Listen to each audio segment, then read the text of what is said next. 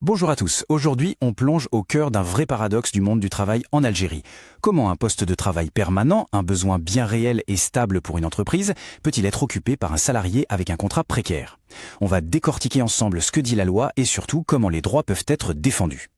Alors la question, elle est simple, elle est directe. D'un côté, une personne en CDI stable avec une sécurité d'emploi. De l'autre, son collègue qui fait le même travail sur le même poste mais qui enchaîne les CDD. Cette situation que beaucoup connaissent est au centre de notre analyse. Et la réponse, on va le voir tout de suite, est clairement non.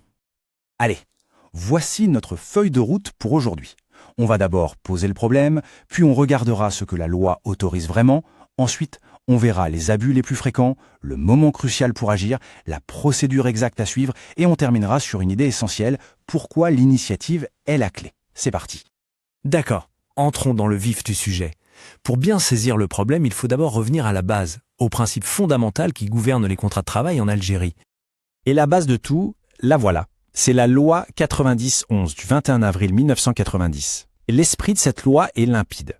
En Algérie, la forme normale, la règle générale du contrat de travail, c'est le CDI. C'est le socle sur lequel repose la stabilité de l'emploi.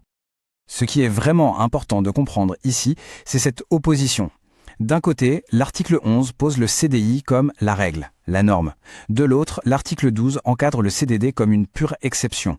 Une exception qui n'est possible que dans des cas très précis, pour des besoins temporaires. Ce n'est pas un choix à la carte pour l'employeur, c'est une dérogation qui doit être sérieusement justifiée. Justement, voyons maintenant de plus près comment cette exception est encadrée. Quels sont donc ces fameux cas, et seulement ceux-là, où la loi autorise le recours à un contrat précaire? Et là, la loi est très précise. Il n'y a que 5 situations, pas une de plus. Primo, pour une mission unique, des travaux qui ne se renouvelleront pas. Secondo, pour remplacer un salarié qui est temporairement absent. Tertio, pour des travaux qui reviennent de temps en temps, mais de manière discontinue, comme une maintenance annuelle. Quatrièmement, en cas de pic d'activité et un surcroît des travails temporaires ou saisonniers. Et enfin, pour des activités qui, par leur nature même, sont temporaires. Tout CDD qui est signé en dehors de ces 5 cas est par définition illégal. Bon, mais si la loi est si claire, comment se fait-il que tant de postes permanents soient occupés par des contrats précaires? C'est là qu'on aborde les stratégies de contournement, les formes d'abus les plus répandues sur le terrain. Le premier exemple, c'est une image assez parlante, le CDD tournant. Il faut imaginer un poste de travail, un besoin constant pour l'entreprise, mais au lieu d'y mettre un CDI, l'employeur fait tourner plusieurs salariés en CDD les uns après les autres. Dès qu'un contrat se termine, un autre commence avec une nouvelle personne. Le poste, lui, n'est jamais vide. Mais le salarié, lui, est toujours sur un siège éjectable. Deuxième cas, un autre grand classique, le CDD renouvellement infini. Cette fois, c'est la même personne qui reste, parfois pendant des années, sur un poste qui répond à un besoin permanent de l'entreprise. Mais au lieu de lui donner un CDI, on lui fait signer des renouvellements de CDD à la chaîne. On masque un besoin durable sous une fausse apparence de mission temporaire. Là, c'est un peu plus subtil. On parle de structure fantôme. L'entreprise a un besoin structurel, disons, de 3 comptables pour fonctionner. Mais dans l'organigramme officiel, seul un poste est en CDI. Les 2 autres, qui sont tout aussi nécessaires, sont artificiellement maintenus sous statut de CDD. On crée une sorte de catégorie de postes permanents précaires, au cœur même de l'organisation. Le détournement du motif légal, c'est aussi très courant. Par exemple, on embauche quelqu'un en CDD pour remplacer une salariée en congé maternité. Ça, c'est tout à fait légal. Mais quand la titulaire du poste revient, on la met sur une autre émission et on garde le remplaçant, toujours en CDD, le motif de départ qui était légal est en fait utilisé pour précariser un poste de manière durable. Et enfin, l'externalisation interne.